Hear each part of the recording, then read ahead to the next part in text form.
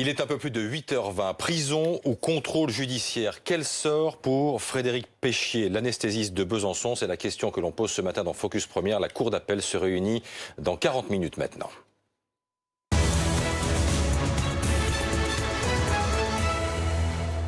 Et à 40 minutes de cette audience, nous sommes en duplex de Besançon avec Randall Schwerdorfer. Vous êtes l'avocat du docteur Frédéric Péchier.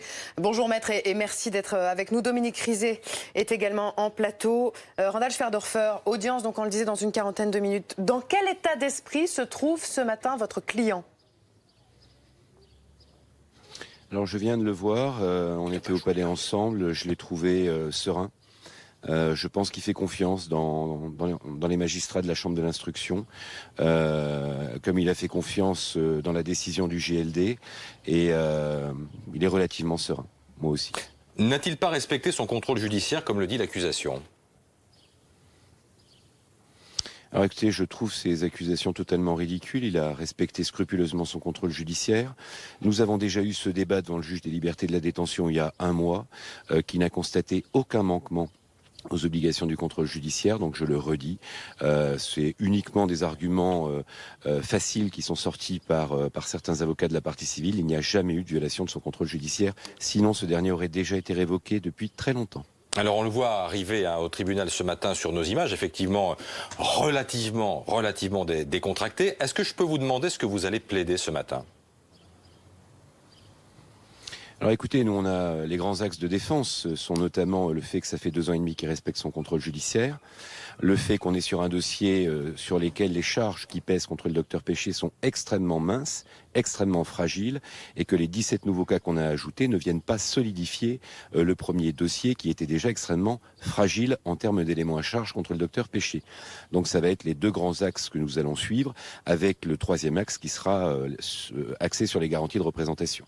Restez avec nous, maître Dominique Rizet. Je voudrais vous poser une question parce que c'est une interrogation qui revient souvent. Cet homme, docteur Péchier, il est soupçonné, présumé innocent, mais soupçonné, de 24 empoisonnements, dont 9 mortels. Et parfois, on se dit, ces soupçons, pourquoi ne sont-ils pas suffisants pour justifier une incarcération provisoire ? Parce qu'en France, Christophe, la liberté est la règle et la détention est l'exception.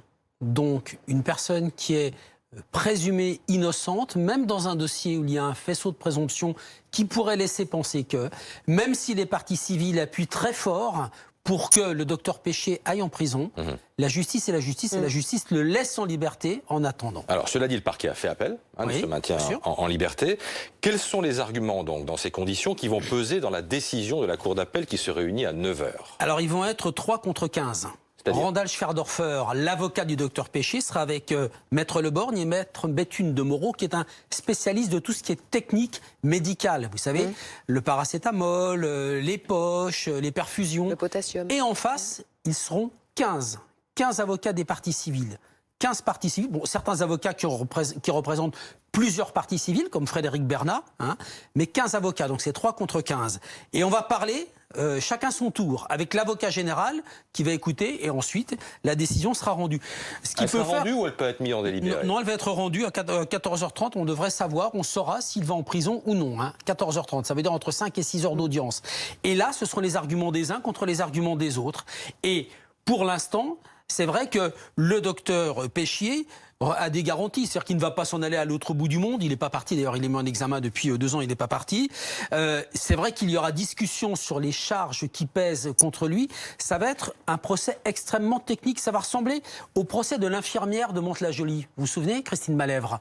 Ça a été très compliqué parce que y avait-il produit, y avait-il pas produit, quelle quantité? L'anesthésiste dira, lui, moi j'ai mis les doses nécessaires, on trouve des produits anormaux, on lui reproche, il y a des choses qui sont quand même à la marge, on lui reproche d'avoir eu dans sa voiture des produits, Mélanie Bertrand dans son sujet en parlait ce matin, anesthésiants.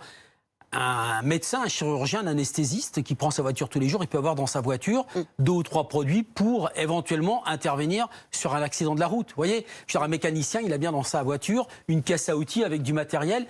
Donc il y a des choses qui sont vraiment à la limite. Mais il y a effectivement tout un faisceau de présomptions qui ont été rappelées par le procureur de la République qui font qu'on se pose tout un tas de questions sur les comportements du docteur Péchier, qu'on se pose tout un tas de questions sur les moments où meurent des malades. Il est ici, hein. Soit il est arrivé un peu avant, soit voilà. Il y a dans ce dossier des choses, quand on les rapproche, qui en font le suspect idéal. Vous disiez la détention, c'est l'exception. Qu'est-ce qu'il peut faire par rapport aux 3 dernières audiences qui l'ont laissé libre sous contrôle judiciaire? Qu'est-ce qu'il peut faire qu'il va être placé en détention? L'accusation dit violation du contrôle judiciaire. Alors, l'accusation dit oui, qu'il a rencontré des personnes qu'il n'avait pas le droit de rencontrer.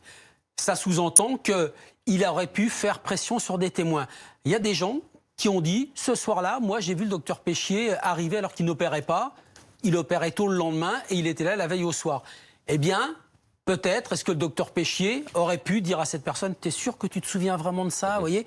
Il a un contrôle judiciaire et son CJ, ça s'appelle comme ça, est assorti de l'interdiction de rencontrer des personnes en lien avec. Donc on le soupçonne d'avoir rencontré ces personnes-là. Mais il va falloir le prouver. Maître, comment voit-il son avenir, le docteur Péchier?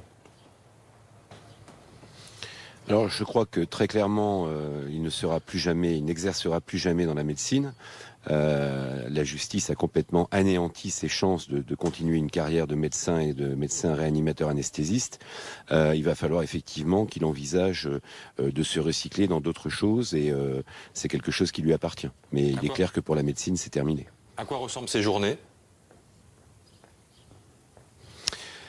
Alors c'est quelqu'un qui travaille énormément, c'était quelqu'un de très actif, il connaît son dossier sur le bout des doigts, il pourrait prêter serment demain pour être avocat, je pense tellement il connaît parfaitement son dossier et les règles de droit en la matière et les règles régissant l'instruction. Donc tout est très concentré autour de l'étude de son dossier, de sa défense, et puis le reste du temps, quand il le peut, il le consacre à sa famille.